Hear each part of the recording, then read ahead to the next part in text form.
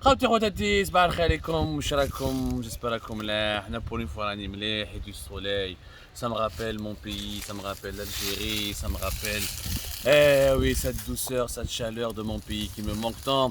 Aujourd'hui, mais je suis pas totalement heureux parce que je ne suis pas en Algérie. C'est clair, je ne peux pas être heureux loin de mon pays. Et deuxièmement, je suis en train de me promener dans une exploitation agricole française. Et ça me rappelle l'échec de l'agriculture dans notre pays. Je voulais partager avec vous un constat avec des chiffres, avec des éclaircissements que beaucoup de nos compatriotes beaucoup de nos compatriotes ne leur donnent pas assez d'importance. C'est un vaste pays. C'est le pays le plus vaste d'Afrique. Et clair que c'est vrai que nous avons la plus vaste partie de notre territoire, c'est le Sahara. Le Sahara, c'est entre 75 voire jusqu'à 80% avec une désertification qui avance. Mais nous avons quand même entre 20 à 25% de surface cultivable, avec des forêts, etc. Rien que la bande agricole dans laquelle on peut développer l'agriculture, elle est aussi immense. Sachant aussi qu'il est possible avec le désert, نقدروا نديروا الفلاحه. شفنا واش وصل في واتسوق، في اضرار، في منيعه etc. Il y a beaucoup de pays à travers le monde qui ont transformé le désert en un paradis. Bon, mais حبيت نحكي لكم ce que vous ne savez pas, c'est que nous avions un plan. L'Algérie, on avait un très bon plan. On avait tracé des objectifs ambitieux pour réaliser, pour sortir notre agriculture de son sous-développement, pour pouvoir ensuite offrir à nos agriculteurs les moyens nécessaires pour produire réellement ce que nous devons ou ce que nous avons besoin pour manger. Comme nous sommes dépendants extrêmement de l'étranger pour manger, l'Algérie importe chaque année entre 7 jusqu'à 8 milliards de dollars de nourriture, pas uniquement des céréales ou là du sucre, etc. Il y a même des années où nous avions importé plus de 10 milliards de dollars pour se nourrir. Bon, le plan est le plan Filaha. Le plan Filaha, mis à part le domaine. Le plan Filaha, il avait comme ambition, il a été lancé entre 2014 pour arriver jusqu'à 2019. Et 2019, il devait, en 2020, l'Algérie, si elle avait appliqué ce plan, on devait produire l'équivalent de 4300 milliards de dinars de production agricole, c'est-à-dire l'équivalent pratiquement de 30 milliards de dollars. Il était prévu aussi d'avoir 13% de taux de boisement. On devait planter des terres, etc. à travers l'ensemble du territoire national et l'augmenter jusqu'à 13% le boisement du pays pour empêcher la désertification, pour que le désert n'avance pas. On devait aussi réduire nos importations de 2 milliards de dollars. On devait aussi exporter pour plus de 1 milliard de dollars de produits agricoles à l'étranger. Ou qu'il y a un plan vraiment, par exemple, ils ont parlé du plan d'action sur 3 piliers: l'agriculture, l'élevage, les forêts et les bassins pour la pêche et l'aquaculture. Qui tu veux le plan Filaha en 2019, il était vraiment ambitieux, rien à dire. Pour la première fois, l'Algérie s'était dotée d'un plan sérieux, etc. Malheureusement, rien n'a été atteint. D'ailleurs, la preuve, la production agricole algérienne ne dépasse pas actuellement les 25 milliards de dollars, alors qu'on devait atteindre les 30 milliards de dollars.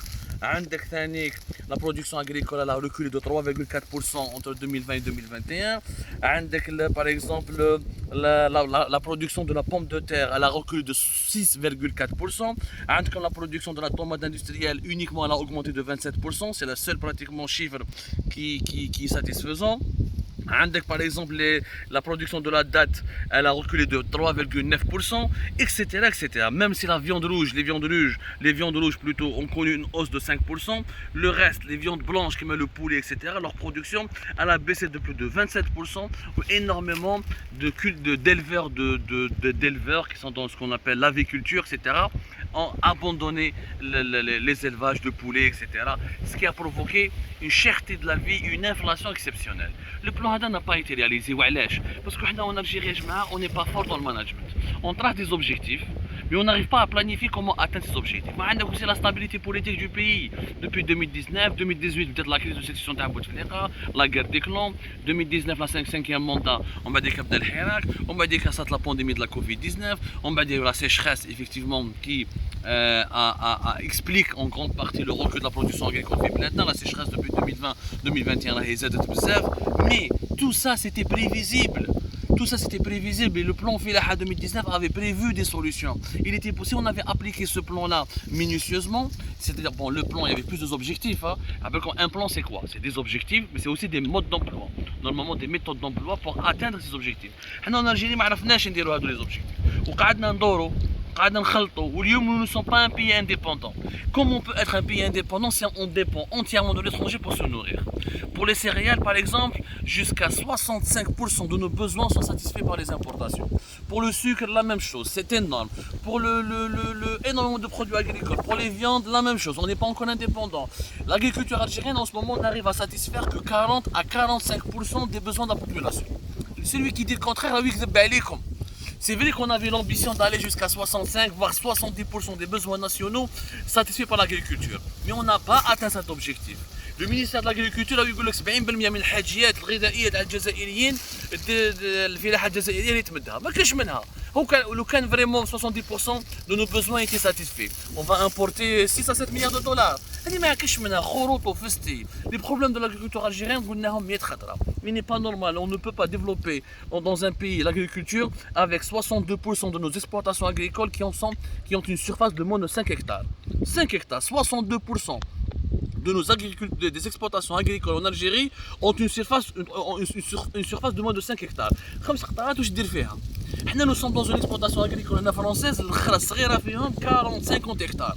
5 قطرات واش يدير فيها واش ينبت فيها واش يجيب منها الماء واش يدير الصندا واش يدير كذا 13% de la surface agricole algérienne est cultivée par هادو des petites exploitations de moins de 5 hectares. ما قدرناش عندنا 2% pratiquement des grandes exploitations, on est qu'à 2% de l'ensemble des exploitations agricoles algériennes, c'est-à-dire des exploitations qui dépassent les 100, les 200 hectares, où ils occupent 24% de la surface agricole, mais on ne sait pas est-ce qu'elles sont un rendement efficace.